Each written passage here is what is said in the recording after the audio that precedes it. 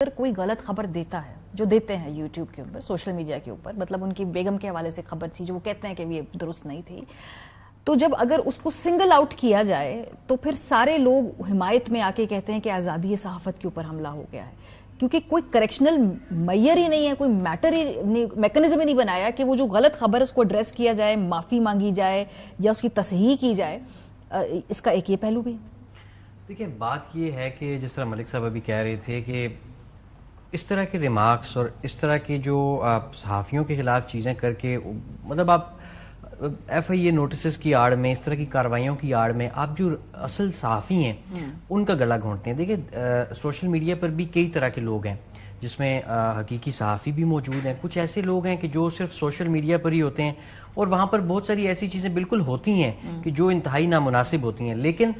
Recently جو F آئی اے کے notices تھے، ہم نے دیکھا کہ جو بلے کے انتخابی نشان کے بعد جو مختلف صحافیوں کو نوٹس گئے، دیکھیں اگر سپریم کورٹ کے یا ججز کے حوالے سے کسی نے کوئی نامناسب باتیں یا انتہائی غلط باتیں کی تھیں، لیکن دیکھیں ٹارگٹ تو صحافی ہو گئے at the end of the day. جتنے بھی نوٹسز گئے وہ تمام صحافی تھے، مختلف اخبارات سے یا وہ منسلک تھے ٹی وی چینلز کے ساتھ، اور نشانہ وہ بن گئے۔ اب دیکھیں کہ یہ جو کیمپین ہے، یہ کیمپین کوئی آج سے نہیں ہو رہی، ججز کے خلاف کیمپین، یہ بندیال صاحب کے تو گھر والوں کے خلاف کیا خوفناک کیمپین چل رہی تھی۔ سپریم کورٹ کے باہر جلسہ آپ نے دیکھا، مجھے یاد ہے کہ انتخابات کیس کی نظر ثانی چل رہی تھی اور سپریم کورٹ کے گیٹ کے باہر جلسہ ہو رہا تھا اور اس تقریروں کی آوازیں سپریم کورٹ کے کمرہ عدالت نمبر 1 کے باہر جا رہی تھیں۔ اچھا، یہ 6 ججز جنہوں نے خط لکھا ہے اسلام آباد ہائی کورٹ کے، جب ان کا خط آیا، اب ان کے بارے میں کیا کیا باتیں نہیں کی جا رہی۔ اچھا، جسٹس اطہر من اللہ جنہوں نے بڑے ویلڈ سوال اس دن ہیئرنگ میں اٹھائے اور فل کورٹ کے اجلاس میں بھی ان کے حوالے سے ذرائع سے خبریں آئیں، سوشل میڈیا پر ہی آئیں وہ خبریں بھی، اس میں بھی آپ دیکھیں کہ جسٹس اطہر من اللہ صاحب کے بارے میں کس طرح کی باتیں شروع ہو گئیں۔ تو ایک طرح کے لوگوں کے لیے اور کرائیٹیریا ہے، دوسرے لوگوں کے لیے اور کرائیٹیریا ہے۔ آپ جسٹس سابق چیف جسٹس عمر عطا بندیال کے خلاف آپ جو مرضی بولیں،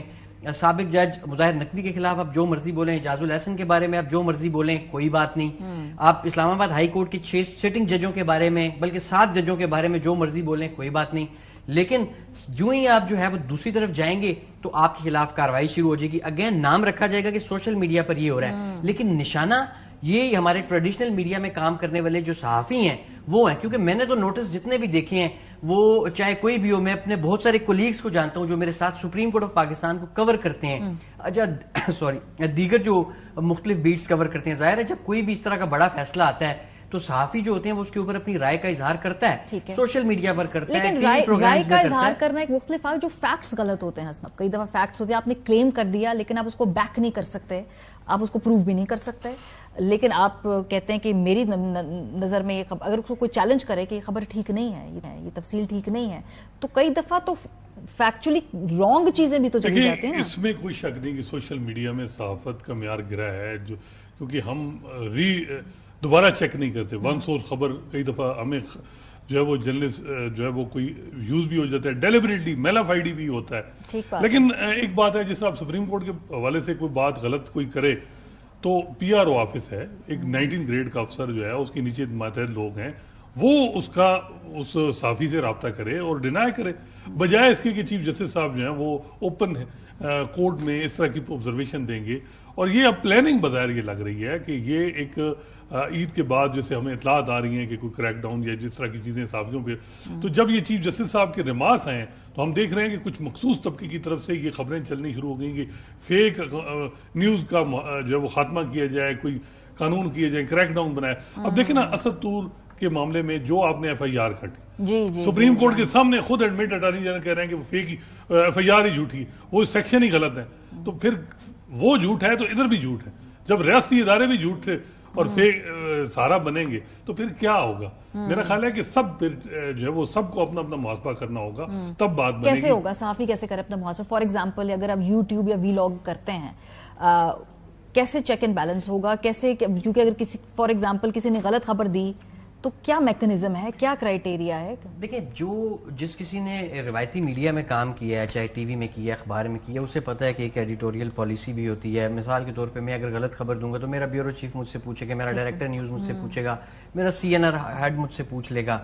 ہو سکتا ہے میری بیٹ چینج کر دی جائے، مجھے شو کاز نوٹس دیا جائے، ہو سکتا ہے مجھے نکال ہی دیا جائے، یہ نوعیت پہ ڈیپینڈ کرتا ہے۔ اچھا میں جب سوشل میڈیا پہ جاؤں گا، میں وی لاگ کروں گا یا میں ٹویٹ کی صورت میں کوئی بھی کمنٹ کروں گا تو میں اس میں نیچرلی میں اس کا خیال کروں گا نہیں، کیونکہ وہ میری گرومنگ یا ٹریننگ ہی اس طریقے سے کی ہوئی ہے. لیکن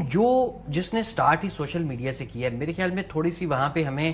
گرومنگ کی ضرورت ہے، سیلف اکاؤنٹیبلٹی ہمیں یہ خود سے کرنے کی ضرورت ہے. کیونکہ یہ آپ دیکھیں کہ بالکل اگر آپ یہ کریں گے، ابھی تک ہم نے یہ دیکھا جیسے میں نے پہلے بھی کہا کہ وہ اس کیمپین کی آڑ میں سوشل میڈیا پہ بہت ساری غلط باتیں ہوتی ہیں، انتہائی نامناسب باتیں ہوتی ہیں، اور تمام کیونکہ یہ جماعتوں کے ہی سوشل میڈیا ونگز ہیں. دیکھیں نہ سپریم کورٹ کا ونگ ہے نہ کسی اور کا کوئی ونگ ہے، یہ سیاسی جماعتوں کا ونگ ہے. جب ان کے خلاف فیصلہ آتا ہے یا حق میں آتا ہے تو وہ ایکٹیو ہوتے ہیں.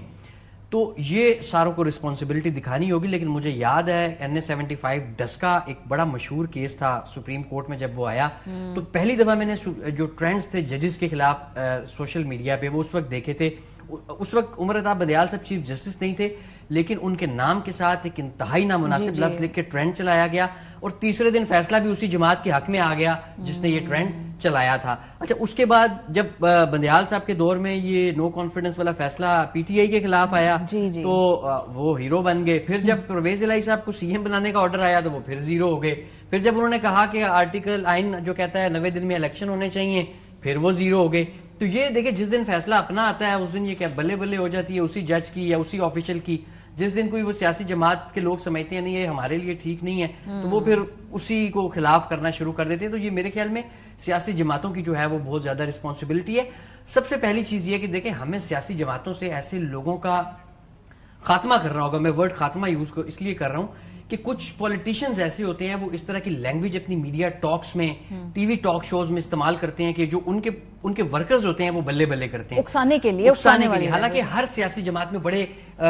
دلیل کے ساتھ بات کرنے کے لیے بڑے بہترین آرگومنٹس کے ساتھ بات کرنے والے بڑے زبردست قسم کے پولیٹیشنز یہ PTI میں بھی نظر آئیں گے، یہ پیپلز پارٹی میں بھی نظر آئیں گے، نون لیگ میں بھی نظر آئیں گے، MQM میں بھی نظر آئیں گے. لیکن اسی طرح ان تمام سیاسی جماعتوں میں کچھ ایسے لوگ بھی ہیں کہ جو انتہائی غیر مناسب باتیں کرتے ہیں. آپ اکثر دیکھیں خواتین کے بارے میں بڑے عجیب و غریب کمنٹس پارلیمنٹ کے فلور پہ. جو اوپر سے پولیٹیکل قیادت اس کی ذمہ داری آپ کے خیال بھی یہی ہے؟ اگر اس پہ ایگری کرتے ہیں آپ کہ یہ جو ساری گفتگو ہوتی ہے اس کو پولیٹیکل پارٹیز پش کرتے ہیں، یہ آرگینک ہے کہ نہیں ہے، یا یہ سیاسی جماعتیں ٹرینڈز بنا رہی ہیں؟ نہیں، میرا خیال ہے سیاسی جماعتوں کی ذمہ داری ہے. اور سیاسی جماعتیں ہم دیکھتے ہیں کہ جب آپ اب خبر ایک دے رہے ہیں کسی سیاسی جماعت کے خلاف ہے تو اس جرنلسٹ کے خلاف ٹرولنگ شروع ہو جاتی ہے. ٹھیک بات ہے. اور یہ دونوں طرف ہم دیکھ رہے ہیں، PTI میں بھی دیکھ رہے ہیں، نون لیگ کوئی نہیں روکتا کہ جی یہ کام نہ کیا جائے. اسی طرح جو ہے وہ میرا خیال ہے کہ اداروں کو بھی دیکھنا چاہیے کہ ان چیزوں میں یہ جو 5th جنریشن وار یا یہ سارا چیزیں یہ بنایا کس نے سوشل میڈیا. بہت شکریہ آپ دونوں حضرات کا.